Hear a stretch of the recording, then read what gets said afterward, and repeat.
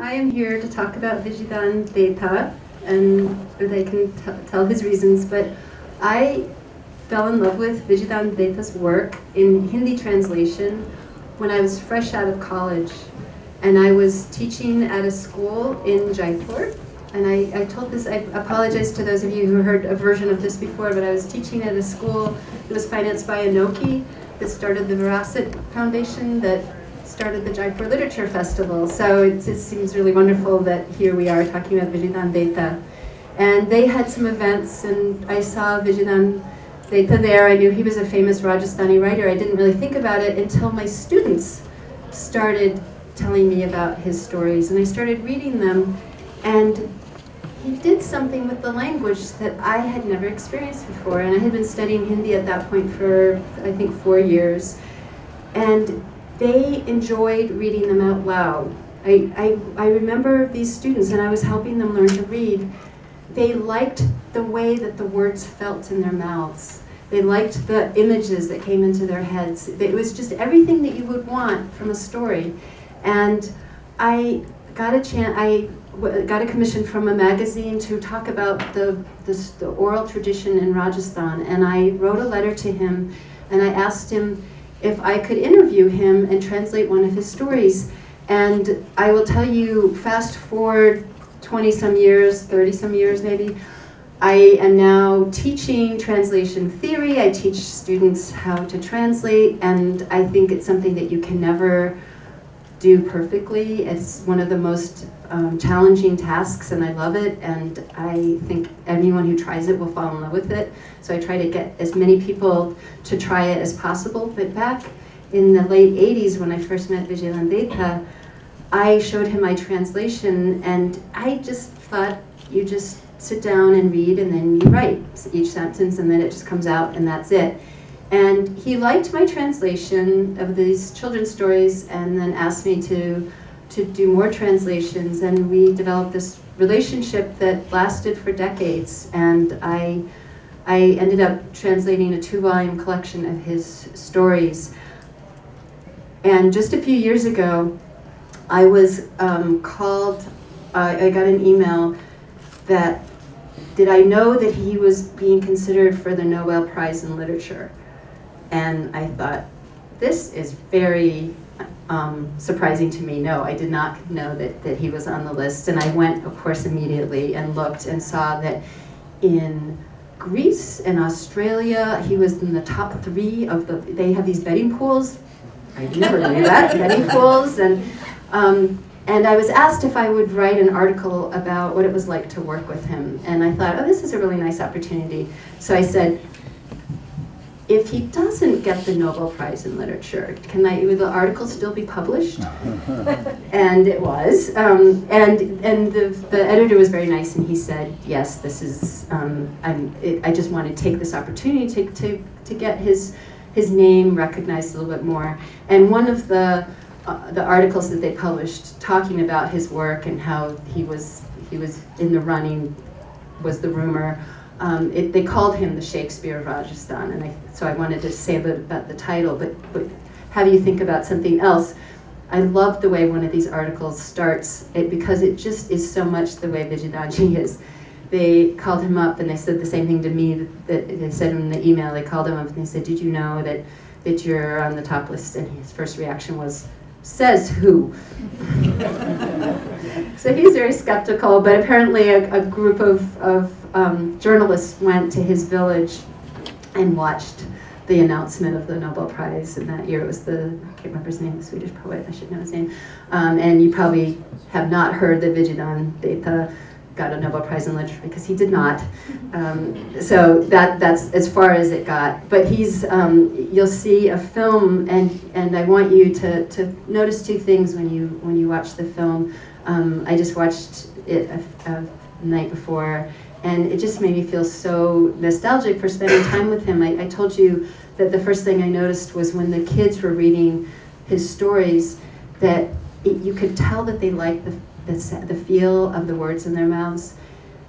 So then when I was going to the village, Boulder in Rajasthan, where he lived, I sat next to him on the bus. We ended up traveling together, and he was reading beside me, and he was reading silently, every single word, and he was underlining and putting check marks. Every single sentence he read, he was so enthusiastic about.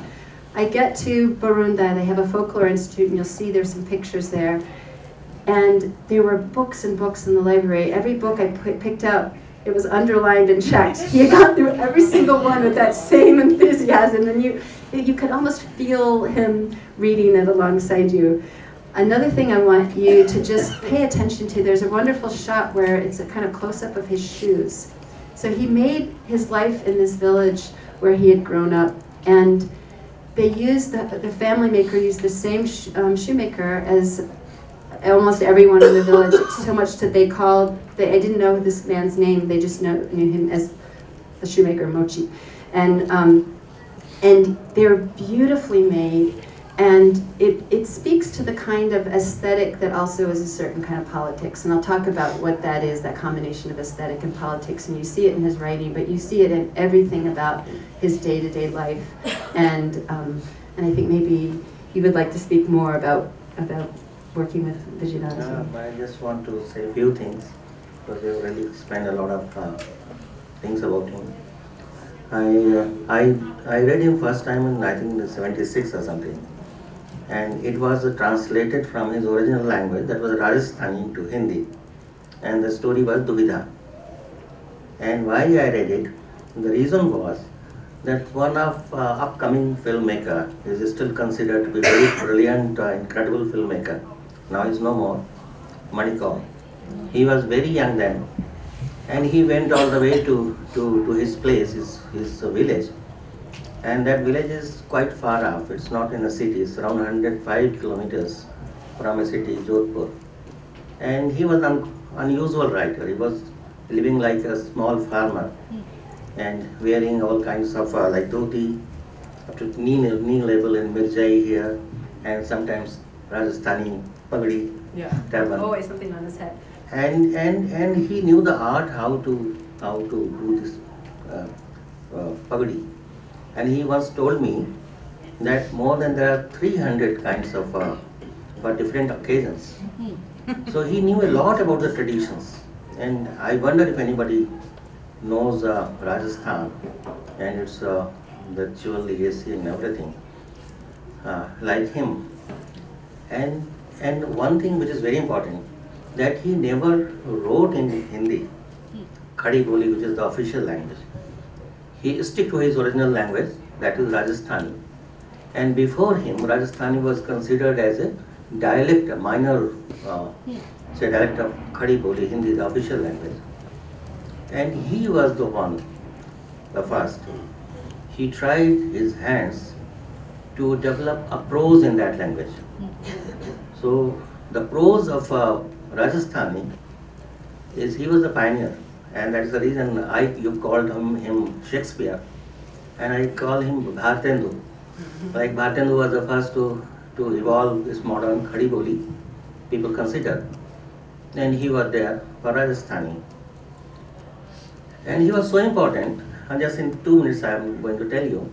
Like Manikal made a film, Duvidha, and in 1972, if I remember.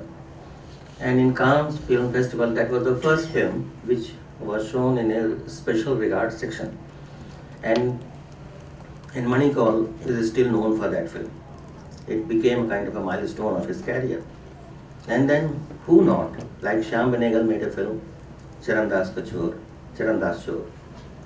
And Prakash Jha, very famous Bollywood director, he is now making blockbusters. So he made his most famous films, Parinati and Uski Roti, I think, I don't remember correctly, but possibly. So these 2 films by Prakash Jha. And then one of the very renowned theatre person, now is again no more, Habib Tanveer. He made his milestone, Charandas Chor. So you can imagine, everyone, whether he was from theatre, from cinema, from literature, from any form of arts, he went all the way to see him. So he became a kind of a sacred stone, you know. If you want to do something, you go and touch him. So something like that. And when you saw him, the first impression was that he was a kind of a very like you said, uneducated, illiterate, rustic villager. But the moment you talk to him, he was so updated and well read. He could talk about Tolstoy, he could talk about Dostoevsky, and till Milan Kundera and Italo Calvino. He used to talk. And he has a very precise sense of insight of understanding this fiction. And he was influenced by Bengali literature more, by Tagore and Sharat Chandra, than any other writers. And I remember once he was comparing Tolstoy and Dostoevsky. So in India, most of the writers, they think that Tolstoy is a very gigantic kind of an author. But he said, no, Tolstoy wrote for sun, and Dostoevsky wrote for moon. So Dostoevsky was writing something for darkness, what is hidden inside. He was going inside the interiors of the people, and Tolstoy was looking more towards outside reality. So like Milan Kundera, he said, oh, he writes a lot, I like his joke, but more I read him, it's like you have a lot of sands and you are just searching out to find a diamond.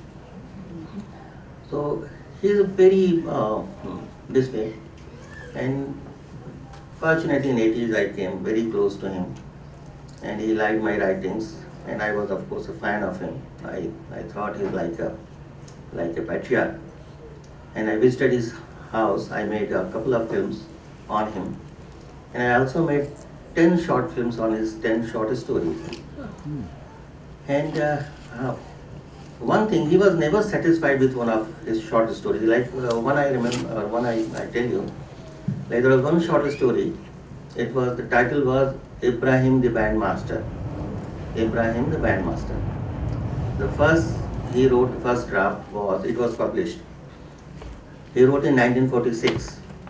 And you can imagine, in 1946, India was not independent, it was not free. And he was very close to left movement and also national movement. So he wrote it. And then in 76, when we had emergencies and a lot of things, so he wrote another version.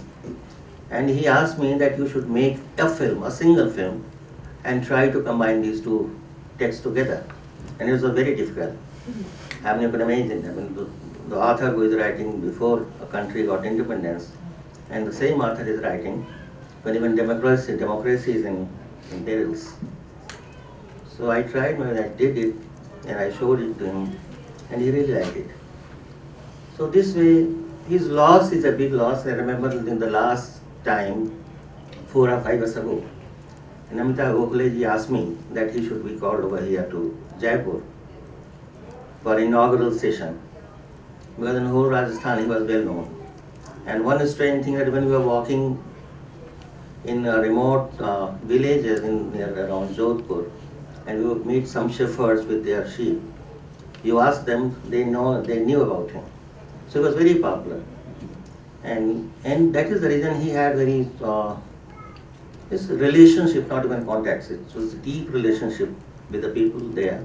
And that is the reason he has prepared and mind-boggling treasure of folk tales. And there are, I think, thousands of pages of those, but they are in Rajasthani. And a lot of his work is still to be translated first into Hindi, and then possible selected works into English. That's all. I think it's better we see the film, we should know more about him. Just take me a second.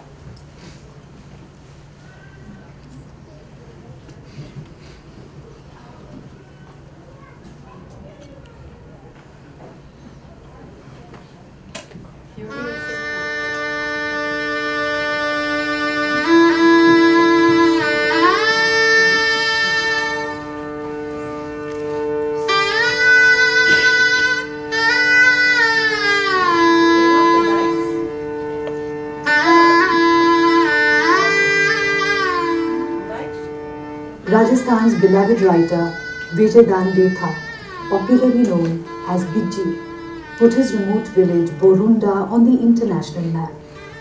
He passed away on the 10th of November 2013 at the age of 87.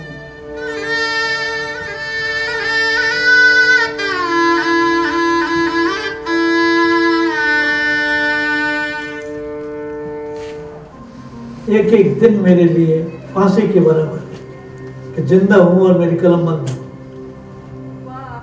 इससे ज़्यादा लेखक की त्रासदी और कुछ नहीं हो सकती, और उसको महसूस ही एक लेखक ही कर सकता है, कोई व्यापारी राजनेता वो नहीं कर सकता, कोई समाज सुधारक नहीं कर सकता।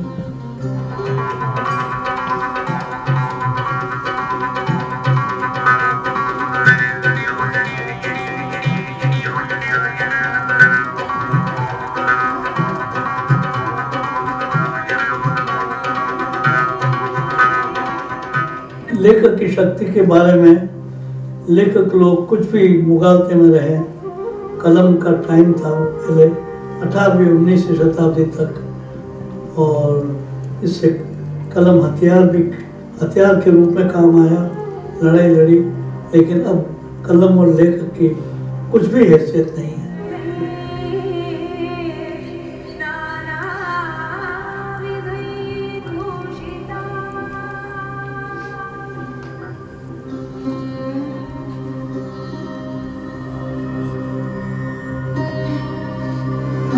सितंबर गिरने की दुर्घटना के बाद लिखना तो करीब करीब बंद सा है।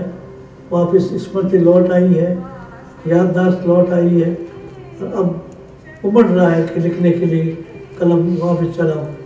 आशा है शायद हो सके। है मैं तो सोच रहा हूँ कि लिखना क्या, मैं तो पढ़ना भी अब शुरू करूँगा। लिखने की शुरुआत ही होती है, अंत नहीं होता।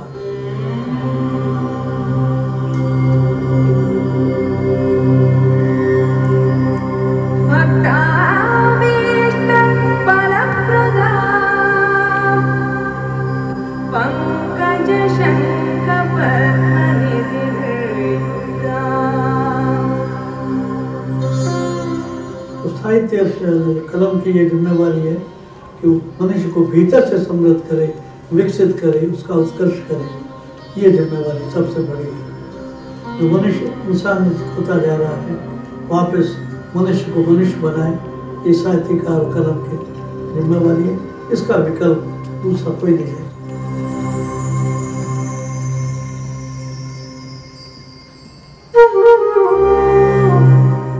एक लेखक के नाते मेरी सबसे पहली और आखिरी तमन्ना यही है कि मेरा मगज मेरे पेट की खुराक न बने, शरीर का राजा मस्तिष्क मेरे पेट का गुलाम न बने। जरूरत पड़ने पर शरीर का गोश्त नोच नोच कर पेट की इंद्रियों के हवाले कर दूं, और किसी भी कीमत पर अपने अक्षरों, अपनी कलम को गिरवी न रखूं।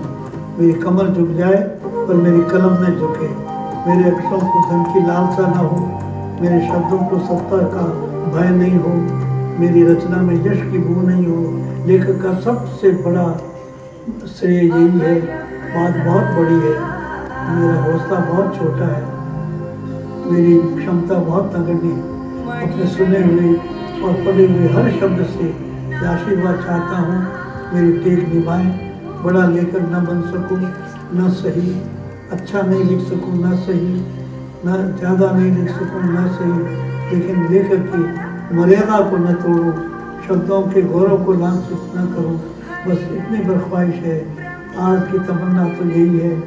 कल का कोई भरोसा नहीं, किंतु जिस दिन भी मेरा ये भरोसा टूटे मेरे अक्षरों, तो उसी क्षण मेरा गला घोंट देना। यदि इसमें ढील कर दी तो मेरी बदली हुई हैवानियत तुम्हारा ही गला घोंट देगी। तुम्हारे ही गौरव को बेचकर मैं अपना गुजारा नहीं करना चाहता। तुम्हारी हत्या करके मैं अपनी ज़िंदगी बसर नहीं करना चाहता।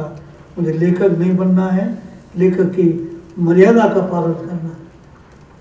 Vijay lives on through the akshar, the words that have remained his unfailing companions.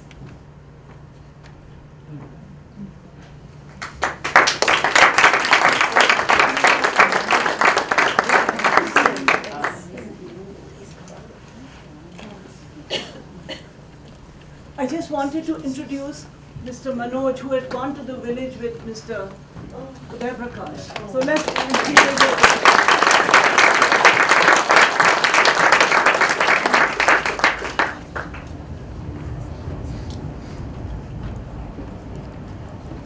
Could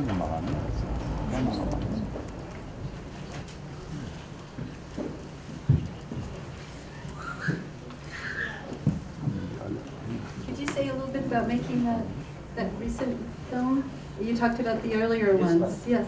Yeah,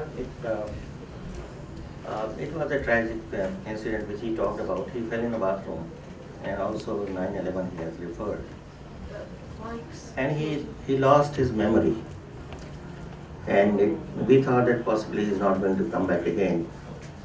And that was the time when Ramdaji called me and she said that he should be brought to Jaipur. I called him, and his voice was not very clear. And he was immobile. He was lying on his bed. So it was decided we should go there. Manoj was there with us. He went to his village. And you can ask him, Manoj is here. The first time he shaved himself. And he was very happy, and possibly he thought the first time someone of my kind has arrived over here. And he got up and he talked very clearly. These few of the sound bites are taken from there. But he was not very hopeful now. He said, and one example is not here. He said if you go to this village, Boulder, the population is around 12,000. And go and ask people how many people have books and how many people read. So you won't find more than 7 or 8 people. But if you ask anyone, how many of you have mobiles? So everyone has mobiles, possibly someone has 2 mobiles. So he said a very crucial sentence. This is not the age of author, this is the age of mobiles. So he in a way, he was in a very withdrawal kind of a syndrome. And we tried to, but he walked up to a school which his son had opened. And he was very cheerful. And we again started hoping against hopes. But he is no more. And you said about Nobel Prize nominated, he was nominated. And I tell you, everybody knows about one of the biggest stars from India, Bollywood, the king of Khans, Shahrukh Khan. So Shahrukh Khan also made a film, Paheli, on the same short story which Manikal had made, Duvidha. And the title was Paheli. And Paheli was again nominated for Oscars. So you can imagine. So what he did, and most of the people fail to understand, because there are many writers who just transcreated or rewritten the folktales. But the way he wrote, he did some magic, same age-old folktales, they had some very modern values, today's values, like Paheli itself. It's the first feminist kind of a short story where the dilemma, the pain, or the agony of a woman. And I would dare to say that if you think that Anda Karenina is written in Russian and Swiss, but that is a short story and a folk tale. It has much more, say, inner contradictions of a woman than any urban writing. So he did almost every time, and that was his quality. In the beginning, people accused him of lifting folk tales and rewriting. It's a kind of a plagiarism and something like that. But there were many writers, and no one really could go to the people, generations, and nobody knows them there's a lot of writers, but why he came out. So there was something, and I think every author has his own very original magic. He had that, and yeah, that's all I think. I wanted to say, there was a shot, I kind of mentioned briefly that last shot, you said it's at a school. That school was made from, you probably were there when it was a folklore institute. And he and a college friend set up this institute. The first time I was there in the 80s, they had all these huts in the backyard. And what they were doing is they had gotten a grant to compare different technologies of making huts, and they had all kinds of instruments for different kinds of brooms. They thought this was a knowledge base that needed to be really appreciated. And so Komo Kothari, some people might know him, was his friend that helped him set this up.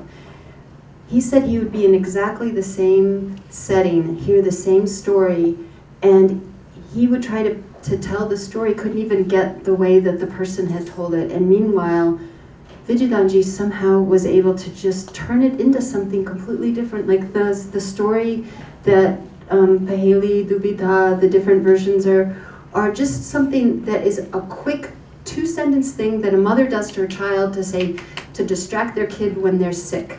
And it's supposed to be just get this out of your system. And he turned it into, I think it's a 30-page story. It becomes a almost 3-hour movie. And he just was able to invest these things with such insight and also real depth of understanding about what was important in the stories he was taking up. Or I asked you to look at those shoes. They're really well made, but also he has just such good taste to figure out which are the things that should be carried on and that connect with people that live in his community from, and I mean by people in his village, from all walks of life.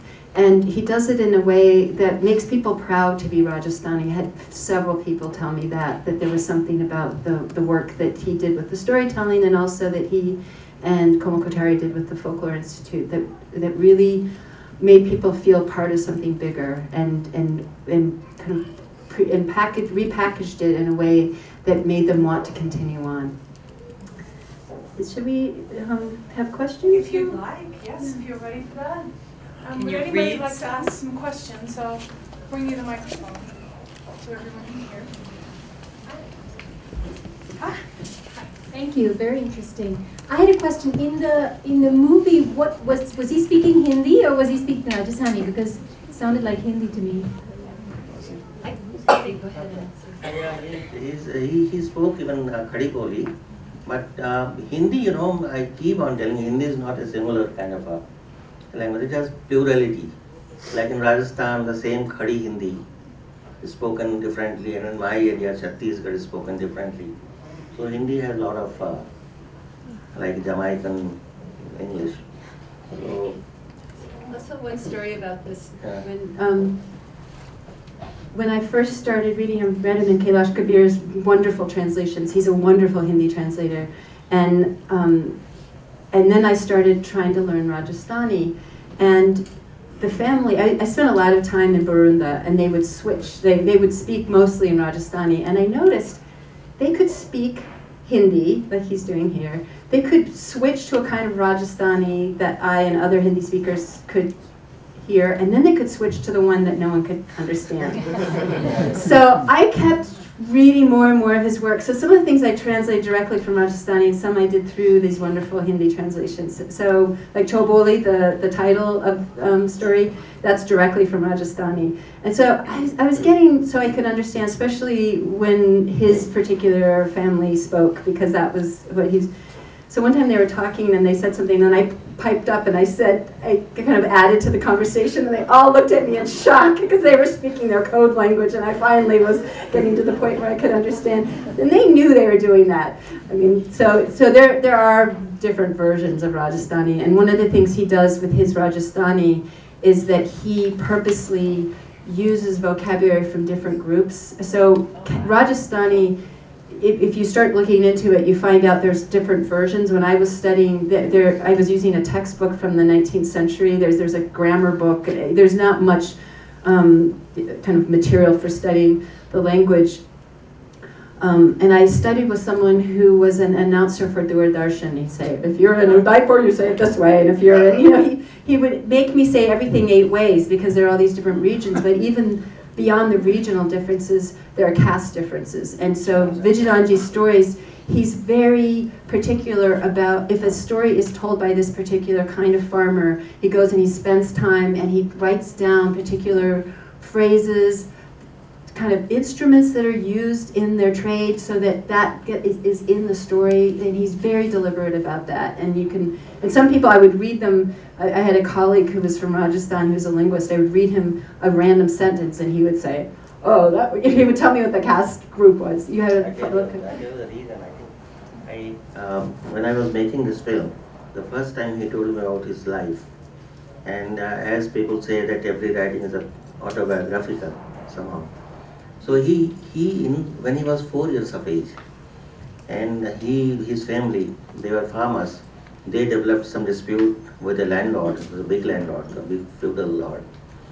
And his uncle, the younger brother of his father, he started quarreling with the landlord, and information came over here to his father. And his mother tried to stop him, you should not go there because anything can happen. His father said, no, my brother is there, I have to go there. And both were murdered. Their bodies were cut into the pieces. And you can imagine when those two bodies were brought in the front of the house, Vijay Dandetha was 4 years of age, and he witnessed the pieces of father and the uncle, and that went inside somehow into his psyche. And I think that is the reason that he had a very strong, concept about the caste conflicts, and also the feudals and smaller farmers. So this thing has happened, and he became an orphan, and his mama, he got him educated, but he was postgraduate in Hindi with good marks and Hindi literature. But he said when he thought of writing in Rajasthan, he said, you have to forget what have you been taught. So the unlearning, the whole, the things which have been indoctrinated through education, that he was very clear about it.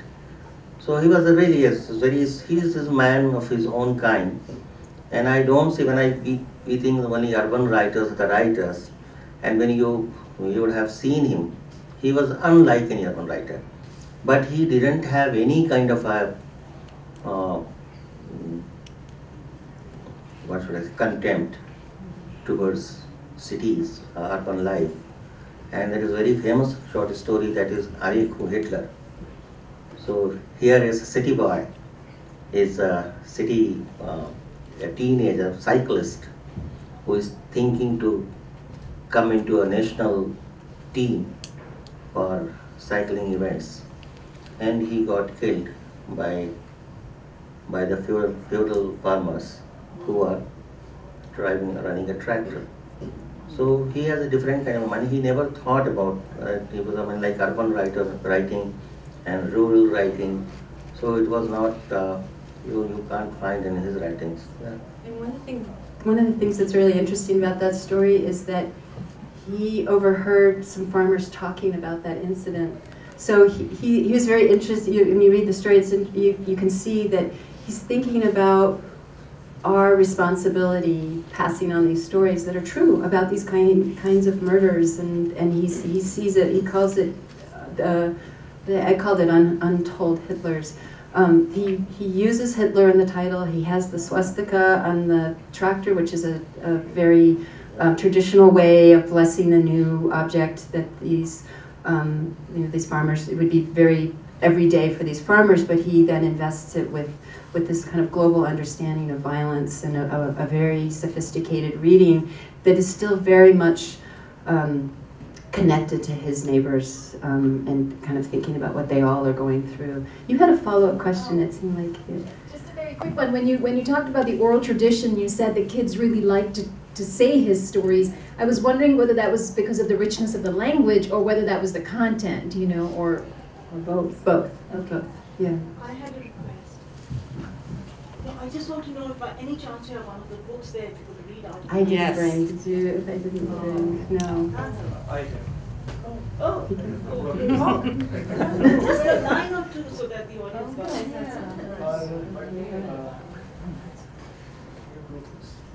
Okay. Christi, please, just read out the passage.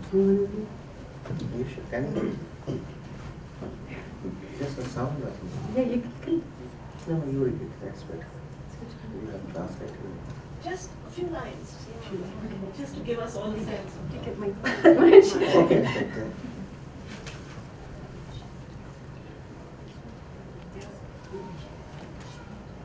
This I'm reading from anywhere. बेटी का ऐसा तेवर देखकर माँ चुप हो गई। सभी घर वाले मन ही मन उससे डरने लगे थे, पर आज उसके गुस्से की तासीर बिल्कुल दूसरी ही थी। आगे कुछ भी पूछने की हिम्मत नहीं जुटा पाई। उसके देखते देखते बेटी धम धम करती मेड़ी की सीढ़ियाँ चढ़ गई और माँ चुपचाप छान में घुसकर बर्तन बासन धोने में रुंध गई। छत पर पांव धरते ही उसने कठपुतली की नाई गर्दन उठाकर ऊपर देखा। तारों की बजाय क्षत विक्षत अंधियारे की विराट काया पर बेशुमार फफोले ही फफोले दिखलाई पड़े। अपनी भीगी पलकों से उन्हें धीरे धीरे पहुंचने लगी। सब में मवाद रिस रहा था। घायल चांद की देह से झरती पीप का तो कोई पार ही नहीं था। So again, in these few sentences, you find many words from his language. English version here? Can you translate? I can't translate that one. We don't have an English version here. No, not that one. So sorry. But But the kids were reading the Rajasthani version or the Hindi? no, they were version? reading. It turns out he's done his own Hindi translations. He did very few. They were reading the Hindi versions, and then Kailash Kabir started translating some of those. And I won't remember all the lines, but there's one story that I want to tell about Choboli. So Choboli, it turns out, is a story that's been in the oral tradition in Rajasthan for centuries. I found some evidence of mention of it, and it's about a woman, a princess, who refuses to get married until someone can make her speak 4 times. And every version, including a version that I had recorded from a very famous storyteller in Rajasthan, she is a famous prince, comes and tells her stories that have riddles, and she blurts out the solution to the riddle and speaks 4 times. And it's a wonderful story anyway about how you really need to have good communication. You can't just keep your wife silent, and she wanted to make sure she was advocating for herself. He found a version where it's framed by a story about domestic violence, and a woman is so incensed that she hears that her neighbor is being beaten up by her husband, that she runs in and she says, "You can't treat your wife that way." And then he says, "Then I'll marry you," marries her. Then she challenges him to go off and win the hand of Choboli.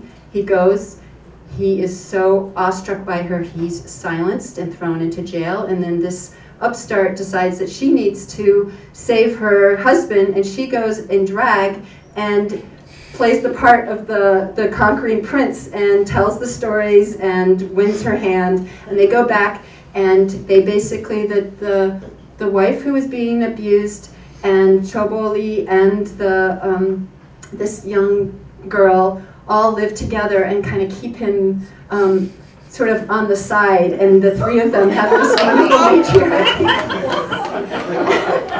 And it's a delightful version, especially if you've heard all these other versions. I mean, it's a good story no matter what, but that version is just so lovely, and he brings in these kind of nonsense. They're called chogo, that you start a storytelling session with, and I saw the storytellers doing that all the time, and he puts it into the written version, and then they repeat it when they're having the storytelling moment within the story. So he's very playful. He's got a great sense of what makes a good story, and then he accentuates it in wonderful ways. Yes. Yeah, just a small comment and then a question. It's quite an irony that here in Boulder we are having a session on Vijay Dandetha, and last summer I'm from Rajasthan and I went to my hometown and I wanted to get as many books written by him as possible, and all I could get was these 2 books, and I wanted them to be in Rajasthani, but then all I could get was these Hindi translated version of 2 of his works. And I wanted to ask what was his opinion about rights of his work, like copyright. As you said that, I mean, a lot of people, we know about these movies and all, but there are a lot of other people who have in fact directly taken from his work, and they have created a lot of it has been used in television and cinema and whatnot. Recently there was a film called Kissa, which is actually, it has been lifted from his one of his stories called Dohri Zindagi, but he was not given any credit there. So what was his views about copyright? I don't think he was very that way aware about, he was not thinking about, he was basically a non-worldly kind of a person. Much and to his family's chagrin. and his son Kailash Kabir, he wrote a poem, and when I made a profile documentary on his life, it ended with that poem, and the poem was about his mother, Vijay Dandetha's wife, that she said that any woman should not marry an author. and that was there. So he was just careless, and I don't think he might have made any money through Paheli, which was a big budget film. Oh, and they were I was actually in Jaipur when they were negotiating that, and actually in Riddles of Belonging, that's one of the things I think about is intellectual property and the way that because you were saying about plagiarism too. There are these charges if somebody should go to him, but then, for example, the Choboli story is by a storyteller named Savalram, and that how do you adjudicate all those different people that were part of it, a part of a production? What we did, I know, for the translations I did, I got his permission. We had very specific ways of kind of dividing up the spoils of the whatever was published. Yeah, I think a lot of people take it for granted that even he has taken these stories from folk tales, and nobody has copyright over a folk tale. Yeah, that's kind of one of the there's a debate that's going on in the when I was interviewing people about this issue, and so one of the things that also happened is I heard an activist was using his stories, and it turns out the storyteller first started coming to Borunda and was getting training in storytelling, and Vijay Dandetha loved that he was using these stories. I mean, for him it was always the heart over anything kind of material, and that was part of the reason why it was hard on his family. But he did feel like more people needed to know these stories and be excited about it, and yet it's a dilemma. It's another dilemma. That's the story he keeps talking about. That's one of the translations. Bollywood is known not to pay anything to the writer, so it's quite famous that way.